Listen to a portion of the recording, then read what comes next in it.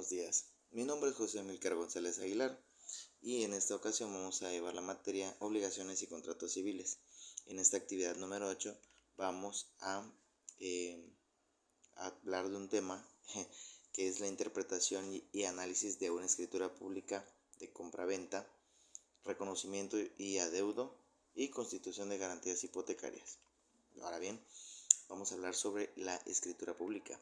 La escritura pública se cataloga como un instrumento o documento público en el cual se plasman las manifestaciones de voluntad de un hecho o derecho de una o varias personas ante un notario público, quien en su ejercicio de su función fedataria otorga legitimidad a los contratos o actos jurídicos que mediante esas declaraciones hacen los usuarios. Ahora bien, tenemos que tener en cuenta que solo un notario público puede hacer ese tipo de trabajos. Las etapas.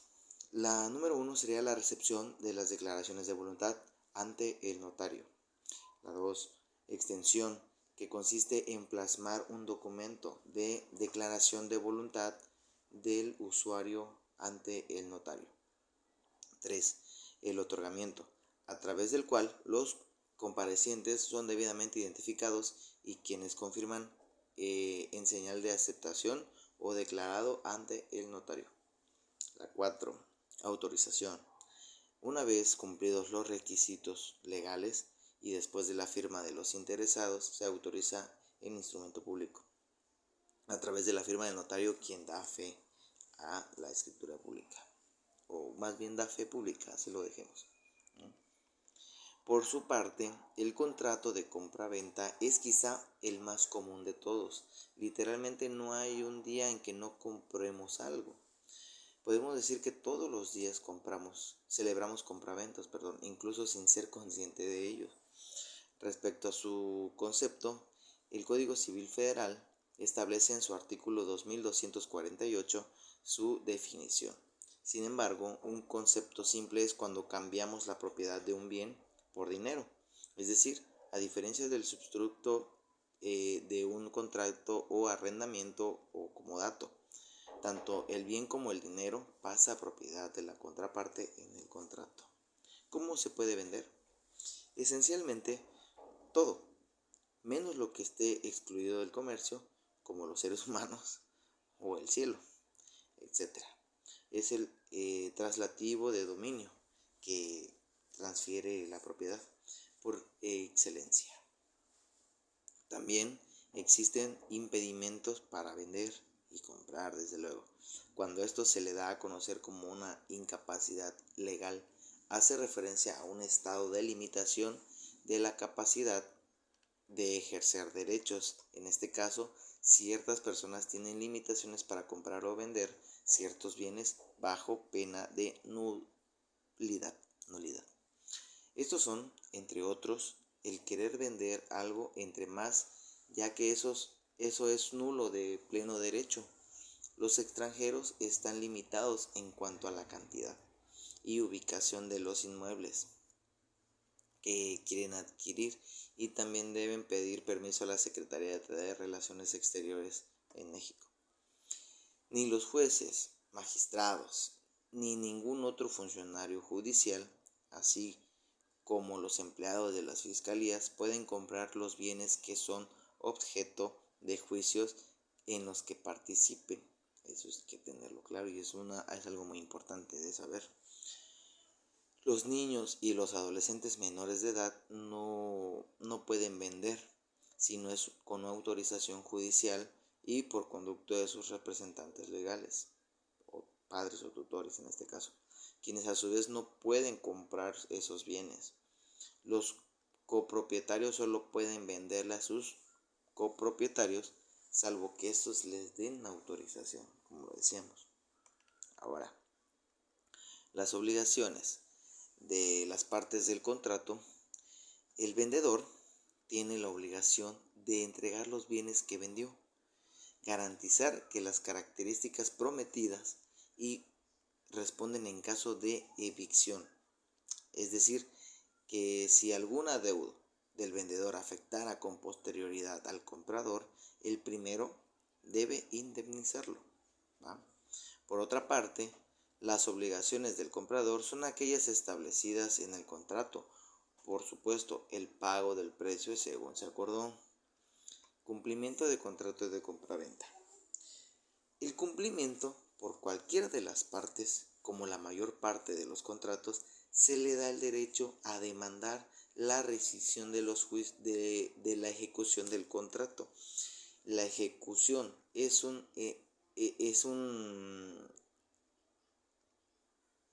en sentido de obligar a la entrega del bien o del pago, y la rescisión supone que se devuelva el dinero o la cosa, dependiendo de lo que se incumpla. Sin embargo, en algunos estados de la República Mexicana se ha establecido que los contratos en el que se adquieran inmuebles destinados a la casa habitación, como Puebla, no se podrá rescindir. En un ejemplo, Puebla, en este caso. Ahora bien, hablando de la hipoteca según el Código Civil Federal, en el artículo 2893 de este Código Civil Federal, la hipoteca es una garantía real constituida sobre bienes que no se entregan al acreedor y que da derecho a éste, en caso de incumplimiento de la obligación garantizada, a ser pagado con el valor de los bienes, en el grado de preferencia establecido por la ley, ¿vale? El artículo 2894, los bienes hipotecados quedan sujetos al gravamen impuesto, aunque pasen a poder de un tercero. Por ejemplo, en el artículo 2895 de este Código Civil, la hipoteca solo puede recaer sobre bienes especialmente determinados. El siguiente artículo, que es el 2896, dice: la hipoteca se extiende, aunque no se exprese, inciso 1, a las afecciones naturales del bien hipotecado, inciso 2, a las mejoras hechas por el propietario en los bienes gravados, inciso 3, a los objetos muebles incorporados permanentemente por el propietario a la finca y que no pueden separarse sin menoscabo de esta o deterioro de esos objetos. Inciso 4. A los nuevos edificios que el propietario construya sobre el terreno hipotecado y a los nuevos pisos que levante sobre los edificios hipotecados. En el artículo 2897 de este Código Civil Federal, salvo pacto en el contrario, la hipoteca no comprenderá, inciso 1, los frutos industriales de los bienes hipotecados, siempre que esos frutos se hayan producido antes que el acreedor exija el pago de su crédito. ¿Ok? Como en rentas, por ejemplo. En el inciso 2 dice: las rentas vencidas y no satisfechas al tiempo de exigirse el cumplimiento de obligación garantizada. En el artículo 2898, no se podrán hipotecar. Eso lo deja claro. En el inciso 1 dice: los frutos y rentas pendientes con separación del predio que los produzca. En el inciso 2, los objetos muebles colocados permanentemente en los edificios, bien para su adorno o comodidad, o bien para el servicio de alguna industria, a no ser que se hipotequen juntamente con dichos edificios. ¿Vale?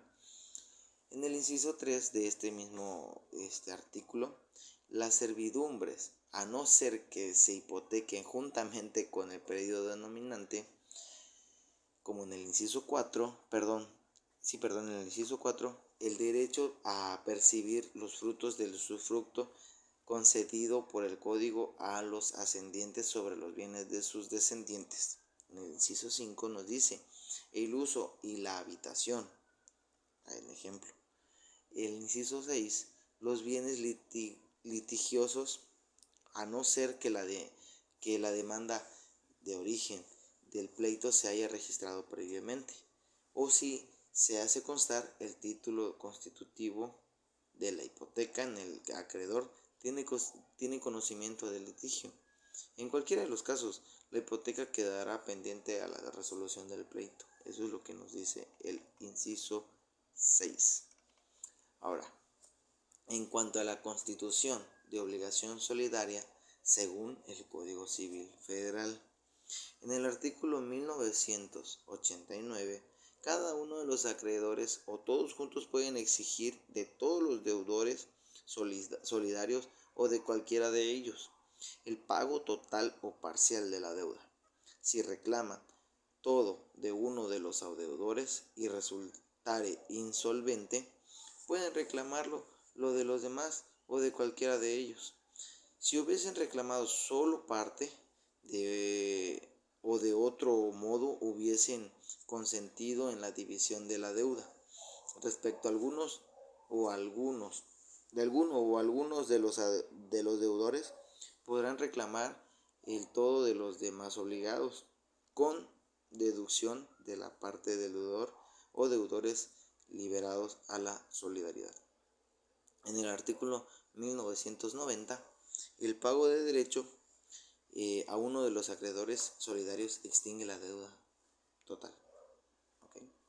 En el artículo 1991, la novación, compensación, confusión o remisión hecha por cualquiera de los acreedores solidarios con cualquiera de los deudores de la misma clase y extingue la obligación. El artículo 1992 de este Código Civil, el acreedor que hubiese recibido todo o parte de la deuda o que hubiese hecho quita o remisión de ella queda responsable de los otros acreedores de la parte que esto corresponda, dividido el crédito entre ellos. Ahora bien, en cuanto al registro público, en México el registro público es una institución que depende del poder ejecutivo, tiene competencia local y en cada estado de la República Mexicana existe un registro público. Los registros públicos de las entidades federativas se rigen por sus leyes y reglamentos. Ojo, esto de cada estado.